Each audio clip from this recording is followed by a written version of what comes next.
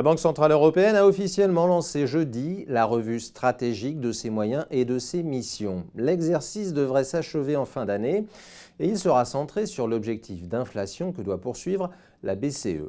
L'institution va également étudier les effets secondaires de sa politique monétaire, notamment l'impact des taux négatifs sur la santé du secteur financier. Mais sur ce point, les banques européennes devront attendre les conclusions de cette revue et prendre leur mal en patience. Même si le taux négatif de moins 0,5% qui s'applique à leurs réserves excédentaires représente une ponction financière de plusieurs milliards d'euros par an, la BCE estime en avoir fait assez en fin d'année dernière.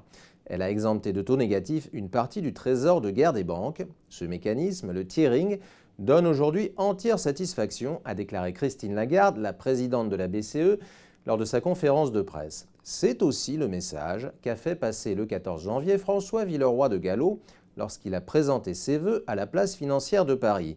Le gouverneur de la Banque de France a chiffré à 4 milliards d'euros l'économie de coûts procurée par le tiering en Europe, dont 800 millions d'euros pour les établissements de crédit français. N'hésitez pas à citer ces chiffres, a ajouté malicieusement le gouverneur à l'adresse des banquiers venus l'écouter. Les principaux intéressés n'ont pourtant pas le cœur à plaisanter aujourd'hui. Au forum de Davos, les critiques contre les effets pervers de la politique monétaire se sont multipliés. Dana Botín, la patronne de l'espagnol Santander, à Larry Kudlow, conseiller économique de Donald Trump. Les taux négatifs n'affectent pas seulement la rentabilité des banques, expliquent ses contempteurs, ils pénalisent aussi les épargnants et les retraités. Ils favorisent les effets de bulle, comme dans l'immobilier, et ils échouent surtout à relancer l'investissement productif et l'économie.